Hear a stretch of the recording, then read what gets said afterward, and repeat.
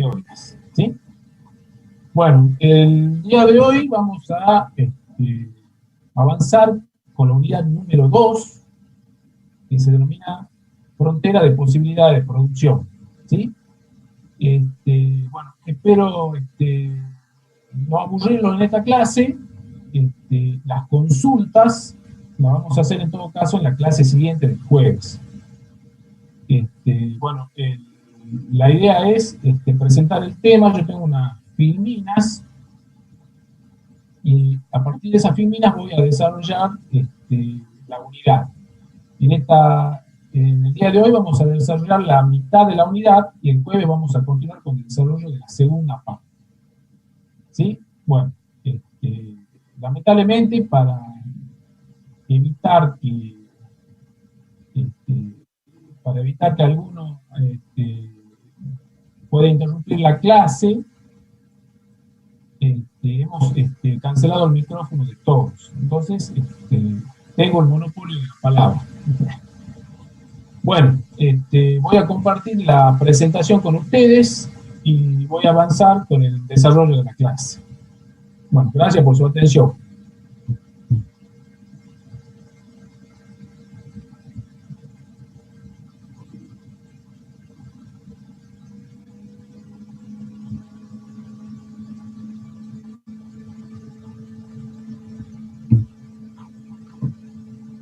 Bueno, como les decía, en el día de hoy vamos a desarrollar la unidad número 2, que lleva por título Posibilidades tecnológicas de una economía.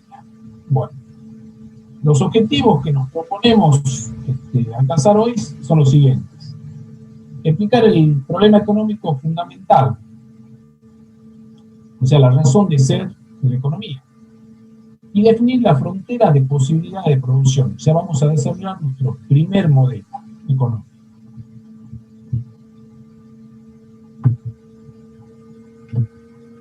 Bueno, para avanzar con el desarrollo de esta unidad, vamos a comenzar recordando la definición que dio la profesora Teodemina del concepto de economía. Decíamos que la economía es una ciencia que estudia cómo las sociedades asignan sus recursos para producir bienes y servicios y la distribución de los mismos entre los miembros de la sociedad. Bueno, dentro de este concepto de economía aparece una palabrita que se va a repetir muchas veces, que es el concepto de bienes. Entonces vamos a definir a qué consideramos nosotros bienes. Los bienes son todos aquellos, podríamos decir, elementos u objetos que están disponibles para satisfacer necesidades humanas. Es decir, que los bienes son todos aquellos objetos que la gente valora y produce para satisfacer sus necesidades. ¿Sí? Bueno, una de las características de los bienes, básicamente, es que los bienes tienen valor.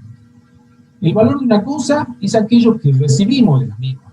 Es decir, el valor del bien va dado por la utilidad que nos proporciona el bien para satisfacer una necesidad. ¿Sí? Bueno, dentro de los tipos de bienes que vamos a estudiar, vamos a hacer una pequeña clasificación. Según su carácter, a los bienes los podemos definir como bienes libres. Los bienes libres podemos decir que son aquellos que se encuentran en forma abundante, no son de propiedad de nadie, es decir, son ilimitados. ¿Sí? ¿Cuál es la característica de los bienes libres? Que tienen valor, pero no tienen precio. ¿Sí? O sea, recuerden, el valor viene dado por lo que recibimos de ese bien. ¿Cuáles serían los ejemplos de bienes libres? Bueno, esto ya lo habrán escuchado muchas veces. Ejemplos, por ejemplo, el aire que respiramos, la luz solar, el agua del mar, la arena de la playa. Esos serían los bienes libres. O sea que hay cantidades suficientes de esos bienes para todas las personas. Bueno, otro tipo de bienes que vamos a estudiar, perdón, de estos bienes no se ocupa la economía, ¿no? De los bienes libres no se ocupa la economía. De lo que se ocupa la economía son de los bienes económicos. Estos, a diferencia de los bienes libres, son escasos, ¿sí? Se encuentran en cantidades limitadas, ¿sí? ¿Y cuáles son las características de estos bienes económicos? Bueno, las características principales son que tienen valor y tienen precio. El valor, decíamos, es lo que recibimos del bien.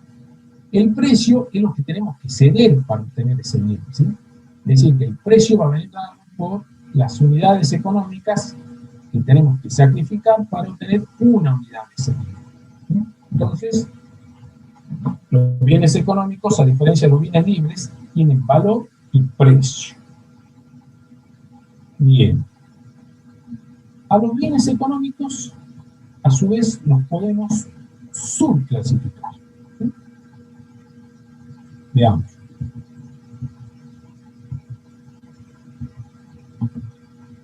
A los bienes económicos, dentro de los bienes económicos, vamos a encontrar lo que se llaman bienes públicos. ¿Qué son los bienes públicos? Son aquellos bienes que se producen y cuyo consumo, y que pueden ser, consumidos simultáneamente por todas las personas, y del cual no se puede excluir a nadie, ¿sí? Entonces puede ser consumido simultáneamente por muchas personas y del que no se puede excluir a nadie. ¿Cuáles son las características de los bienes públicos? Bueno, los bienes públicos se caracterizan por la ausencia de rivalidad. ¿Qué significa esto? Que el consumo de ese bien público por parte de una persona no impide que otra persona lo pueda consumir. Ejemplos de bienes de esta característica de ausencia de rivalidad, por ejemplo, sería la televisión pública. Entonces, el hecho de que yo esté viendo la televisión pública, un programa de la televisión pública, no impide que mi compañero, que mi familiar también vea el mismo programa. Otra característica de los bienes públicos, la ausencia de exclusión. Es decir, ¿qué significa esto? Cuando el bien es imposible impedir, o resulta muy costoso impedir que alguien se beneficie de ese bien, ¿sí? Alguien se beneficie del consumo de ese bien. Entonces, ejemplo, entonces, ¿cuál sería un ejemplo de bien público? Por ejemplo, podría ser la defensa nacional, ¿sí? Entonces, cuando el ejército entra a defender a la patria, no se puede excluir a ninguno, no se puede decir, bueno, vos no pagaste los impuestos, vos no te defiendes, ¿no? Cuando el ejército entra en guerra con otro país, nos defiende a todos los ciudadanos argentinos por igual. Otro ejemplo de bien público puede ser la recolección de residuos, ¿sí? Bueno, en oposición a los bienes públicos, podríamos decir que tenemos los bienes privados, ¿sí? Bueno, los bienes privados, ¿cuáles tienen por característica la presencia de rivalidad, o sea, para diferenciarse de los bienes públicos? ¿Qué significa esto? El consumo de un bien por parte de una persona impide que otra persona lo pueda consumir. Por ejemplo, si yo estoy bebiendo una gaseosa, compro una gaseosa y la tomo, eso ya impide que otra persona también la pueda disfrutar o beber. Y la otra característica de los bienes privados es la presencia de exclusión. O sea, cuando resulta factible impedir que alguien disfrute de los beneficios de ese bien. Por ejemplo, ¿cómo sería esto de la exclusión? Ustedes saben que para ver los partidos de la Liga Profesional de Fútbol en Argentina hay que pagar. Entonces, si ustedes no pagan por ver el partido, no pueden verlo. No pueden verlo. Por lo tanto, es fácil excluirlo a quienes pagan de quienes no pagan. Entonces, el ejemplo de bienes privados sería, por ejemplo, bueno, el auto que compramos para disfrutar con la familia, los alimentos que compramos para satisfacernos diariamente para comer, el boleto que pagamos de transporte, la cuota del colegio, etc. Entonces son bienes privados. ¿Por qué? Porque tiene la característica de presencia de rivalidad y de exclusión. Existen algunos, podemos hacer una clasificación más fina y considerar algunos bienes mixtos, o sea que tienen alguna de estas características. Ausencia de rivalidad, pero puede ser que tengan presencia de exclusión, o al revés, presencia de rivalidad y ausencia de exclusión. ¿Sí? Por ejemplo, el peaje que se cobra en la ruta, quizás no es rival en el consumo, o sea, el hecho de que una persona circule en auto por la ruta no impide que otros también circulen, pero sí capaz que tengamos la presencia de exclusión, o sea, que si ustedes no pagan para circular por esa ruta, no pueden hacer uso de la misma. ¿Sí? Bueno, vimos la primera clasificación de los bienes. Vamos a avanzar ahora con la siguiente clasificación. Los bienes también los podemos clasificar según su naturaleza. Podemos considerar los bienes de capital. Bueno, los bienes de capital también se los denomina bienes duraderos. Bueno, estos bienes son aquellos que producen las empresas y que lo utilizan otras empresas para producir bienes y servicios. O sea, no se consumen por el primer uso. Entonces, los bienes de capital no atienden directamente a las necesidades humanas. Ejemplos de bienes de capital: las maquinarias, los equipos, las herramientas, los camiones que transportan distintos productos alimenticios, por ejemplo, las carreteras por donde circula la producción, todos son bienes de capital. Bueno, dentro de esta clasificación también encontramos los bienes de consumo. Estos bienes sí atienden directamente a satisfacer necesidades humanas. Dentro de los bienes de consumo podemos subclasificarlos en bienes de consumo duraderos. ¿Por qué se denominan así? Porque son aquellos que duran bastante tiempo. Ejemplo de bienes duraderos podría ser, por ejemplo, los electrodomésticos que tenemos en casa: la heladera, el televisor, el auto. Bienes no duraderos son los que duran poco tiempo. Por ejemplo, los alimentos. Los alimentos se consumen con el primer uso. ¿Sí? Un par de zapatos, ¿sí? Una prenda de vestir. Esos serían bienes de consumo no duraderos. Bueno.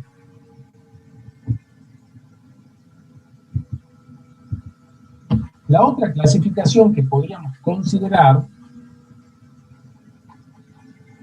es clasificar los bienes según su función. Entonces, según su función podemos clasificar los bienes intermedios. Bueno, los bienes intermedios son aquellos bienes que están sujetos, o sea, que no han sufrido las transformaciones necesarias para utilizarse como bienes de consumo o como bien de capital. O sea, están sujetos a nuevas transformaciones. Bueno, el año que viene, cuando cursen Economía 2, van a trabajar mucho con este concepto de bienes intermedios. ¿Sí? Bueno, ¿cuáles serían los ejemplos de los bienes intermedios? Bueno, las materias primas, los insumos. Por ejemplo, la harina que utiliza el panadero para producir pan es un bien intermedio. Entonces la harina, mezclada con grasa y agua, con salmuera, utilizando una maquinaria, se convierte en pan. ¿Sí?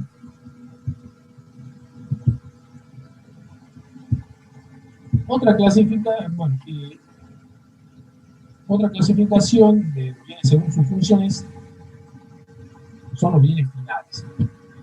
Los bienes finales son aquellos bienes que ya sufrieron las transformaciones necesarias para utilizarse como bien de consumo o como bien de capital. ¿Sí? yo compro un auto, ese es un bien final. ¿Sí?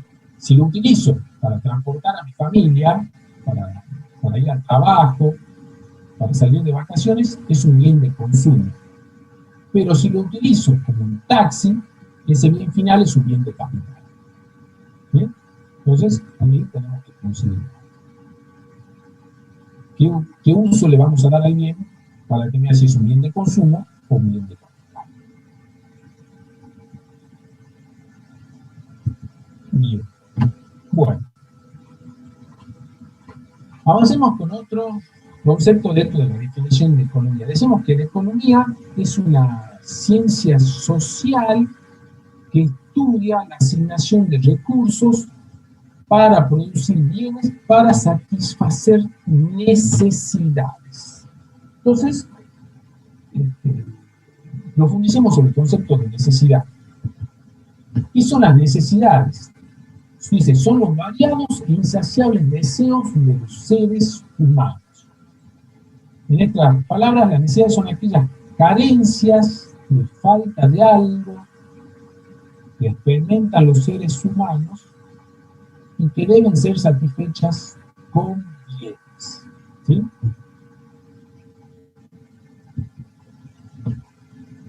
Bien, vamos a hacer una pequeña clasificación. Necesidades, según de quiénes surgen. Podemos considerar necesidades del individuo, y dentro de estas tenemos necesidades naturales, propias del individuo, alimentarse, dormir, ¿sí? Y dentro de las necesidades del individuo podemos considerar necesidades sociales. Recuerden que las personas son seres, o sea, las personas necesitan, viven en una sociedad, comparten con otras personas, y por lo tanto se sociabilizan a través de reuniones culturales, de reuniones sociales como por ejemplo celebrar una boda, el bautismo, ¿sí? Entonces esas son necesidades propias del individuo por vivir en una sociedad. Otro tipo de necesidades son las necesidades que surgen en la propia sociedad. Dentro de estas vamos a considerar las necesidades colectivas. Son aquellas, diríamos así, que nacen del individuo, surgen en el individuo y luego pasan a formar parte de la sociedad. En este ejemplo, un ejemplo de esto podríamos considerar, por ejemplo, que el ser humano siempre tuvo necesidad de trasladarse, de moverse de un lugar a otro, de conocer. Entonces, eso dio lugar a la necesidad de transportarse. Entonces, eso generó esa necesidad del individuo, pasó a generar que exista un transporte público dentro de las ciudades, a través del cual los individuos se mueven de un lugar a otro. Dentro de las necesidades surgidas en la sociedad también tenemos las necesidades públicas. Son aquellas que surgen por el hecho mismo de vivir en sociedad. ¿Y cuáles son esas necesidades? Bueno, las leyes, ¿sí? Las normas de tránsito. El hombre necesita ciertas leyes para convivir con sus pares dentro de una sociedad. Bien.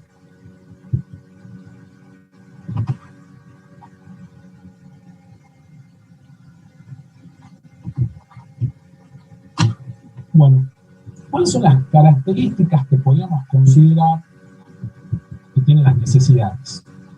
Bueno, una de las características de estos variados e insaciables deseos que son las necesidades es que son ilimitadas. O sea, los individuos, no existe ningún individuo que satisfaga completamente sus necesidades. Siempre quedan necesidades por satisfacer, o en muchos casos siempre están surgiendo nuevas necesidades. Esto es así porque, bueno, las necesidades surgen de acuerdo al contexto económico, social y cultural en el que se muevan los individuos. Entonces, es por lo que decimos que las necesidades son ilimitadas. Y otra característica de las necesidades es que las mismas son recurrentes. ¿Qué significa esto? Algunas necesidades, una vez satisfechas, y transcurrido cierto periodo de tiempo, vuelven a surgir. El ejemplo de esto, por ejemplo, sería alimentarse. Nosotros todos los días necesitamos alimentarnos, beber agua, descansar, etcétera, etcétera, etcétera. Entonces son necesidades recurrentes, ¿sí? Transcurrido cierto periodo de tiempo, vuelven a surgir esas necesidades. Bien. Bueno, ya vimos entonces el concepto de bienes, vimos el concepto de necesidades, y ahora vamos a ver el concepto de recursos. Decíamos que la economía estudia cómo las sociedades asignan sus recursos escasos para producir bienes y servicios. Bueno, necesitamos dar algunas pequeñas precisiones. Aquí hacemos referencia con los recursos. Bueno, básicamente los recursos podemos decir que son los elementos o medios que se utilizan para producir bienes y servicios que luego van a satisfacer necesidades, que se van a utilizar luego para satisfacer necesidades humanas. Entonces, los recursos los podemos considerar dentro de una clasificación. Podemos decir que tenemos el recurso trabajo. El trabajo básicamente dice es el tiempo y el esfuerzo que dedicamos a producir bienes y servicios. ¿Sí? Cuando hablamos del esfuerzo, nos referimos tanto al esfuerzo físico, que podría realizar, por ejemplo, una persona que carga sacos por ejemplo, de alimentos en un camión, el esfuerzo que hace el albañil, el esfuerzo que hace un leñador cuando tala un árbol, ¿sí? Pero también podríamos, ese sería el esfuerzo físico, pero también podríamos considerar el esfuerzo mental, ¿sí? Por ejemplo, cuando un ingeniero diseña, o cuando un arquitecto construye, diseña una casa. Entonces incluye ambos esfuerzos, físico y mental.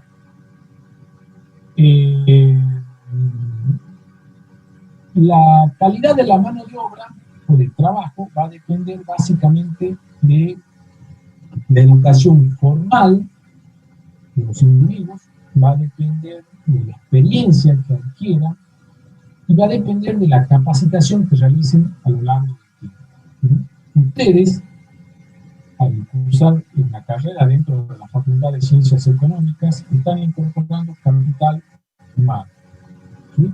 Están incorporar conocimientos, ¿sí? Esos mayores conocimientos les van a permitir en el futuro, si se reciben, incluso si no, ya van a adquirir educación formal, adquirir, poder conseguir un trabajo mejor de que tendrían si no estudiasen, ¿sí? Entonces hay que tener en cuenta ese tipo de cosas. El otro recurso, vamos a considerar el recurso de capital. Bueno, ya vimos que el capital, decíamos, son los bienes que se utilizan para producir otros bienes y servicios. Dentro de los recursos de capital vamos a incluir las fábricas, las instalaciones, todo lo que sea maquinarias, herramientas, equipos, ¿sí? Bueno, nosotros estamos considerando dentro de esta categoría el capital físico, no el capital financiero. La otra clasificación que vamos a considerar los recursos es la tierra o don de la naturaleza. Bueno, cuando consideramos el factor tierra, estamos incluyendo el suelo, que se destina tanto, por ejemplo, a la agricultura, como el suelo donde se asientan las casas, las carreteras, los edificios. Dentro de este recurso tierra también vamos a incluir el agua, todo lo que se encuentra en su suelo, el agua, los minerales, el petróleo. Y también podríamos incluir dentro del factor tierra a los recursos energéticos.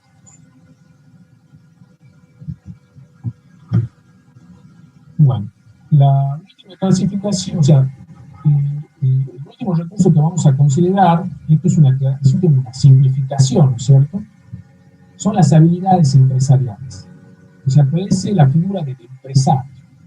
¿Qué hace este empresario? Este empresario va a coordinar y va a organizar los factores trabajo, capital y tierra para producir bienes y servicios.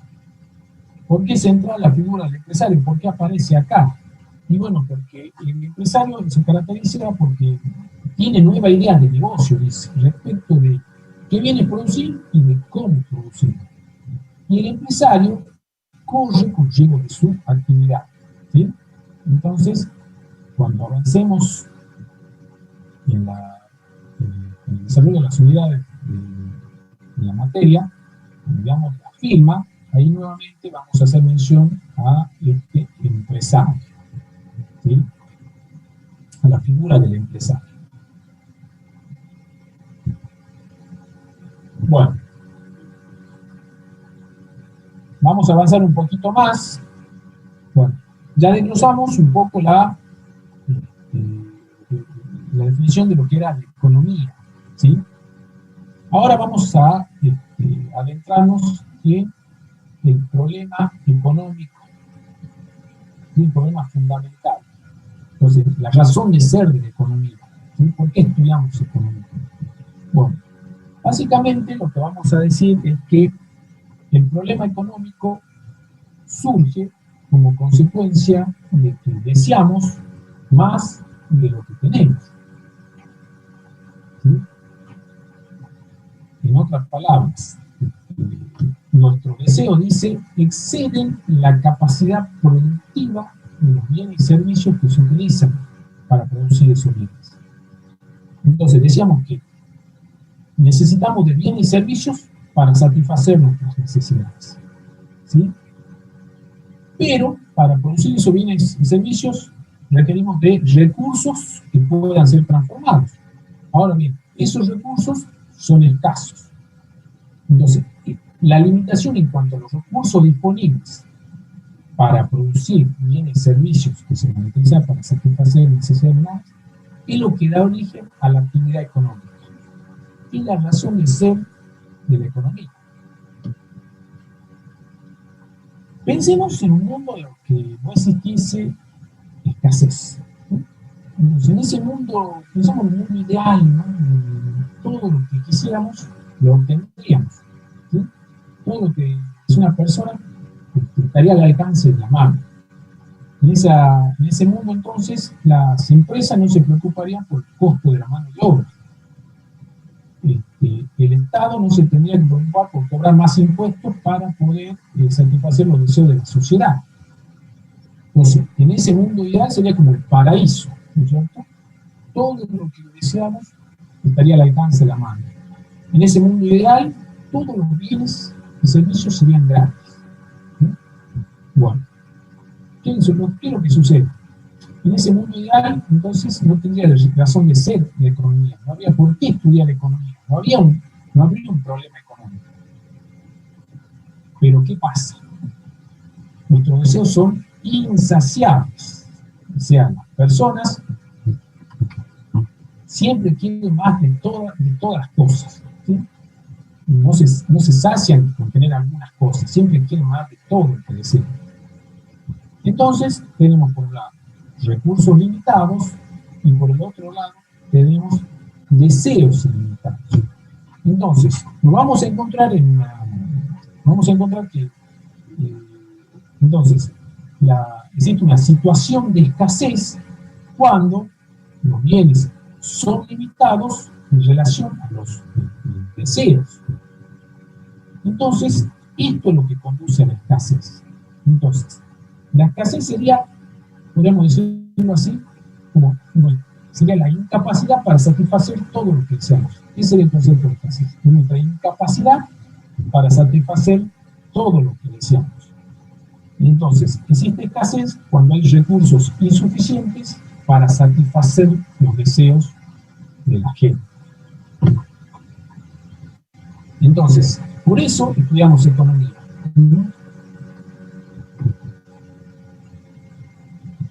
Bueno, dentro de otra definición de economía, podríamos decir que la economía es el estudio de las elecciones que hacen los agentes económicos para enfrentar la escasez. O sea, estudia las elecciones que hacen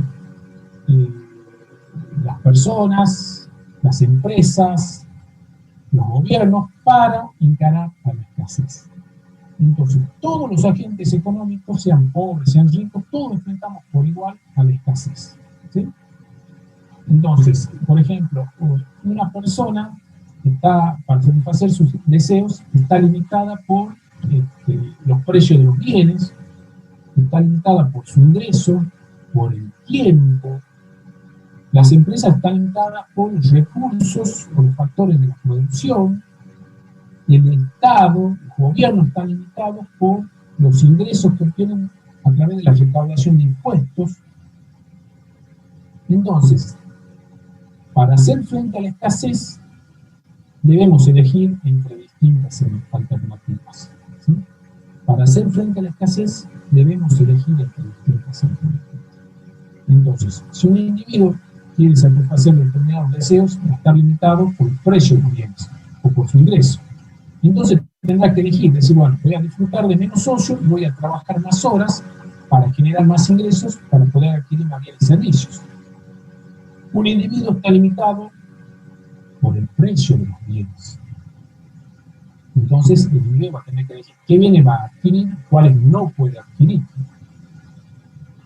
Los gobiernos están limitados por sus ingresos, por lo tanto tienen que elegir, o tienen que distribuir esos ingresos escasos entre distintos fines. Entonces va a tener que elegir cuánto va a destinar a satisfacer, cuántos recursos va a destinar para poder brindar seguridad, cuántos recursos va a tener que destinar para educación, para justicia. Siempre, entonces, en situaciones de escasez tenemos que elegir. Ahora bien, cuando elegimos, cada elección que hagamos va a tener un costo, ¿sí? Entonces, para hacer frente a la escasez, debemos elegir entre distintas alternativas disponibles. Pero cada una de ellas va a tener un costo. Y de eso es lo que vamos a abordar ahora, cuando hablemos de la frontera de posibilidades de producción. Entonces, lo que vamos a hacer ahora sí, ya vamos a dejar de definir tantos conceptos y vamos a presentar nuestro primer modelo, ¿sí?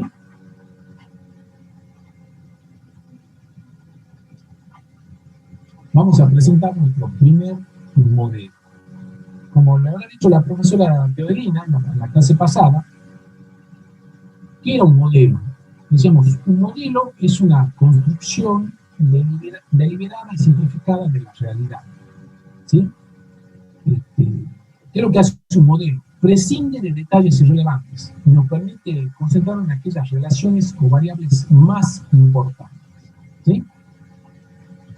Entonces, en nuestro modelo vamos a considerar algunos supuestos, ¿sí? Bueno, vieron que nosotros en nuestra vida cotidiana deseamos millones de bienes y servicios. Y hay millones de empresas que producen miles de bienes y servicios, millones de bienes y servicios. Nosotros vamos a hacer un supuesto, vamos a conseguir una economía muy sencilla, en la cual se van a producir solamente dos bienes. Vamos a conseguir un bien que vamos a llamar X. ¿Qué va a representar este bien X? Los alimentos. O sea, van a estar medidos en millones de toneladas por mes. Entonces, con la variable X represento a bienes, que en este caso son alimentos, y esta variable es una variable flujo. Entonces, es una cantidad que está expresada por periodo de tiempo. En este caso, millones de toneladas por mes. Voy a considerar que produce, en este economía también se produce otro bien que es el bien Y, que representa telas. También es una variable flujo, está expresada en millones de metros por mes, ¿sí? Entonces, para simplificar, nuestro análisis, vamos a considerar dos bienes. Que se producen en esta economía dos bienes. Con la letra X mayúscula estamos representando la producción de alimentos, con la letra Y mayúscula estamos representando la producción de telas.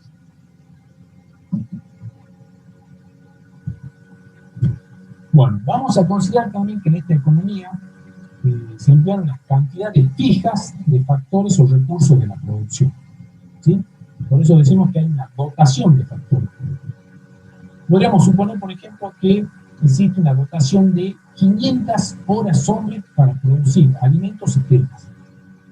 Que disponemos de, por ejemplo, 1000 horas máquinas para producir alimentos y telas, ¿sí? Entonces, la cantidad de factores producidos está fija. ¿Cuál es el otro supuesto que vamos a considerar? Vamos a suponer que la tecnología está dada. Vamos a suponer un dado estado de la tecnología. ¿Qué entendemos por tecnología? Bueno, vamos a decir que son los conocimientos que están disponibles para transformar recursos y poder producir bienes y servicios. Eso para nosotros es la tecnología. Los conocimientos disponibles son las técnicas para transformar los recursos en bienes y servicios, ¿sí?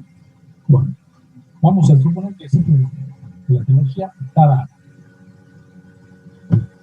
Entonces, dados estos supuestos, vamos a definir lo que es la frontera de posibilidades de producción. Vamos a decir que la frontera de posibilidades de producción nos muestra las máximas cantidades de los bienes X, Y, que una economía puede producir en un periodo de tiempo, dada la cantidad de factores productivos, y dada la tecnología, ¿sí? Entonces, la frontera de posibilidades de producción nos muestra las máximas cantidades de bienes que se pueden producir debido a la escasez de recursos, ¿sí? Bueno, para ilustrar este concepto de frontera de posibilidades de producción, vamos a utilizar un ejemplo numérico. Entonces, en este ejemplo numérico voy a considerar tres columnas, una para considerar las posibilidades, otras columnas para definir los alimentos y otra columna para definir las telas. Bueno, consideremos la primera combinación, o la primera posibilidad A. Bueno, entonces, estamos definiendo la frontera de posibilidad de producción. Bueno, esta posibilidad, ¿qué nos dice? Que todos los recursos productivos, utilizando una dada tecnología, se utilizan para producir tela. ¿Cuánto? En este caso serían 15 millones de metros de telas por mes. Como todos los recursos se utilizaron para producir telas, no se puede producir alimentos. O sea, la cantidad de alimentos es cero que se produce en esta economía. Cuando todos los recursos se utilizan para producir telas. Obsérvese acá que cuando pusimos esta posibilidad a pesar de que utilizamos todos los recursos disponibles de la tecnología, lo máximo que podemos producir es 15 millones de telas, ¿sí? Nuevamente tenemos bienes que son limitados en relación a entre ceros. Consideramos la siguiente posibilidad. Bueno, esta posibilidad, a diferencia de la anterior, que tiene cantidades de alimento, en este caso 1 millón de toneladas de alimento, pero tiene un poquito menos de tela, 14 millones de metros de tela. Entonces, ¿qué observo acá? Que al momento de la combinación A a la B, para producir más alimentos, tuve que dejar de producir telas. ¿Y por qué? Bueno, en la combinación A todos los recursos se utilizaban para producir tela. por lo tanto no podía producir alimentos. Ahora, en la combinación B, para producir 1.000.000 más de toneladas de alimentos, necesito de recursos. ¿De dónde tengo esos recursos? Bueno, al dejar de producir telas, ¿sí? al disminuir la producción de telas de 15, 14 millones de metros por mes, libero recursos que voy a utilizar para producir esta tonelada adicional de alimentos, este millón de toneladas de alimentos adicionales. Bueno, puedo considerar una posibilidad C. En esta posibilidad, con el recurso disponible de la tecnología, se producen 2 millones de toneladas de alimentos y 12 millones de metros de tela por mes. Una combinación de 3 millones de toneladas de alimentos, 9 millones de metros de tela por mes, una combinación E y una combinación F. Obsérvense, en F todos los recursos se utilizan para producir alimentos, por lo tanto no se produce nada de tela. ¿Sí? ¿Estamos de acuerdo? Entonces tenemos las posibilidades A, B, C, D, E, F. Entonces, la frontera de posibilidades de producción es un menú de bienes y servicios que está disponible en una economía. Entonces, ilustremos esto, entonces, volquemos los datos en la tabla en un gráfico.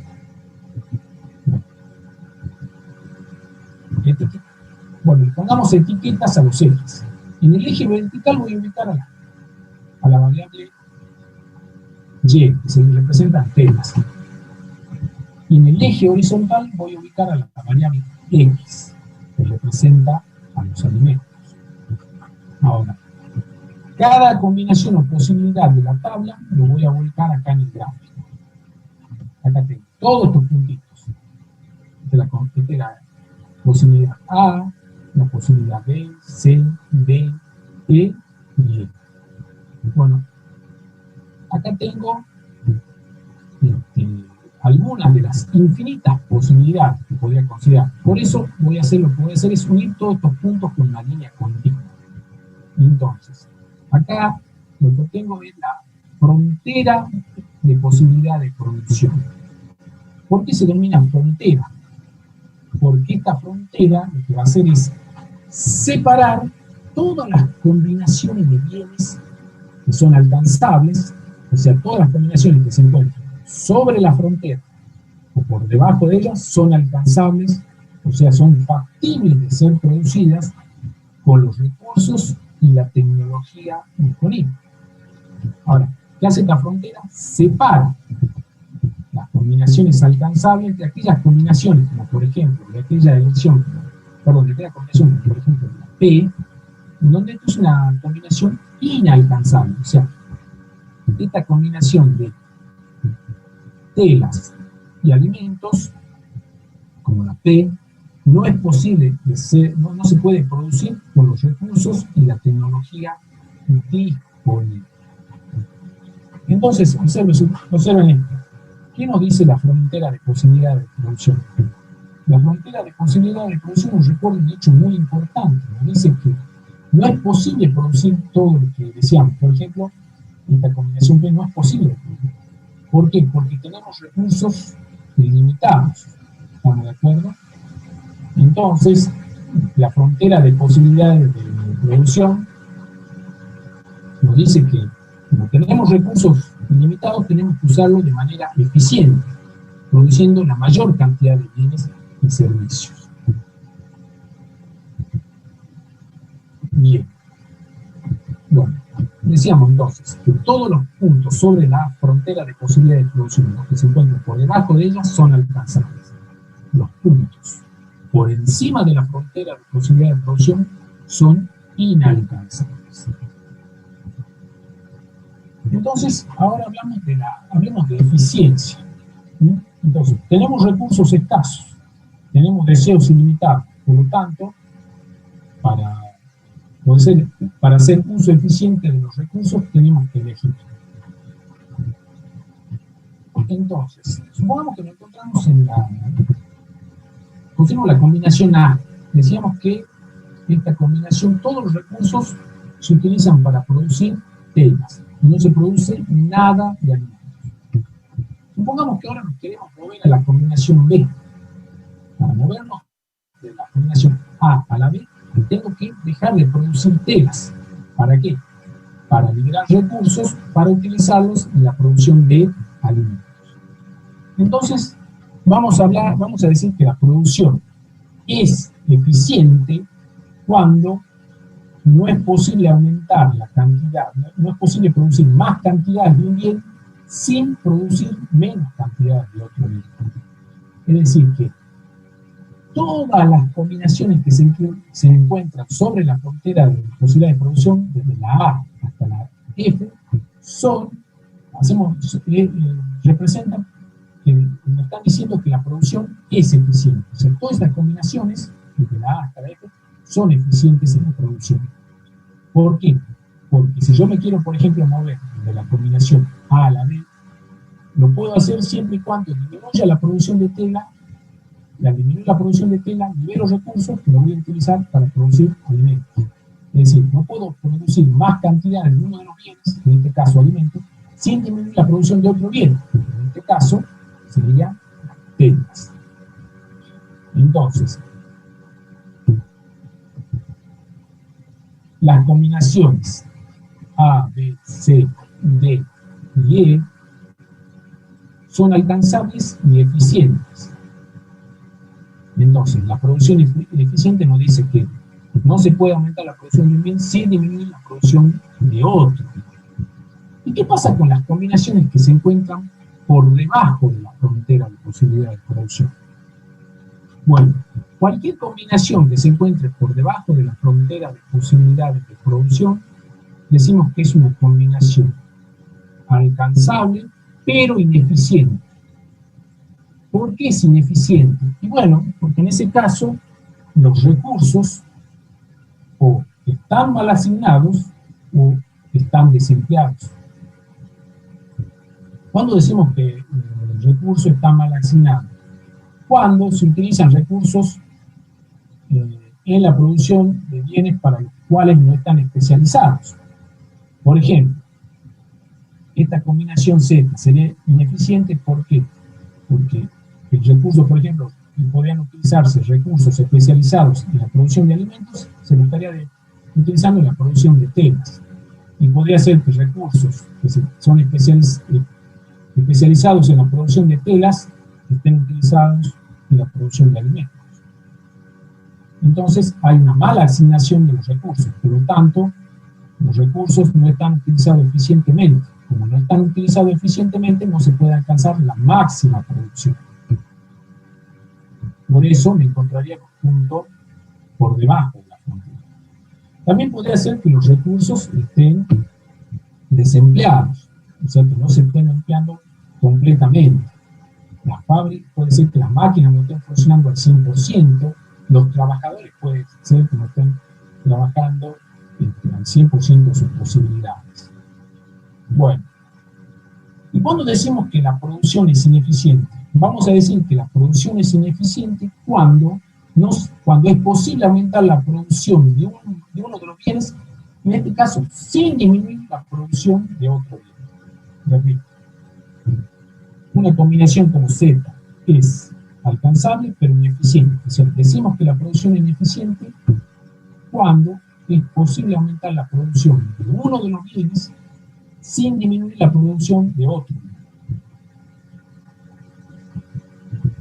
Entonces, por ejemplo, podríamos aumentar la producción de telas moviéndonos de la combinación Z a la B sin disminuir la producción de alimentos. Entonces, si me muevo de la combinación Z a la B, la producción de tela aumenta de 5 a 10 y la producción de alimentos se mantiene constante en 3. ¿Qué otra opción podríamos tener? Podríamos movernos, aumentar la producción de alimentos sin disminuir la producción de telas, moviéndonos, por ejemplo, desde la combinación Z a la combinación E. Al movernos de la combinación Z a la E, aumentamos la producción de alimentos de 3 millones de toneladas a 4 millones de toneladas. Pero la producción de tela no disminuye, no aumenta tampoco, no disminuye. Una tercera alternativa podría ser aumentar la producción de ambos bienes. Entonces, podemos encontrar una combinación entre la D y la E. Entonces, la combinación Z es alcanzable, pero ineficiente. ¿Por qué? Porque podemos aumentar la producción de uno de los bienes sin disminuir la producción del otro.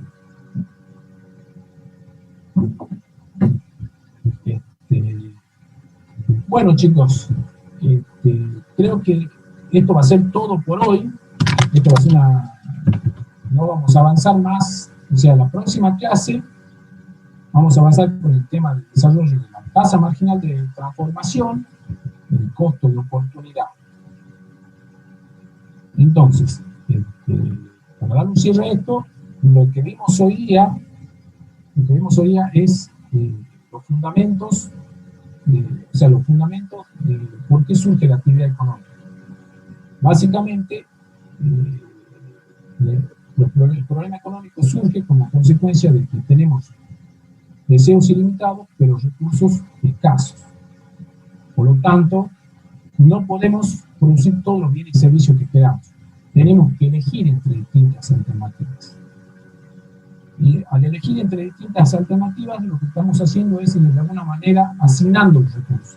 Entonces, cuando una sociedad decide qué bienes va a producir, cómo lo va a producir, en realidad lo que está haciendo es asignar recursos. Está eligiendo cómo va a asignar esos recursos escasos entre los distintos bienes alternativos.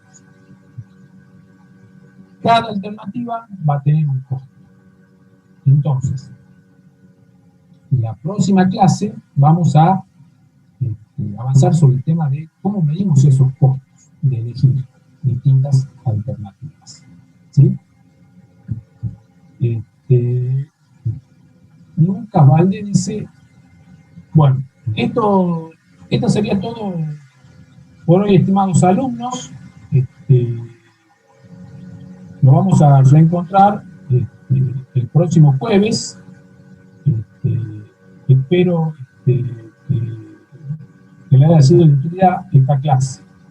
Y el próximo jueves también vamos a habilitar la posibilidad de realizar consultas, una vez que ya cerremos el tema.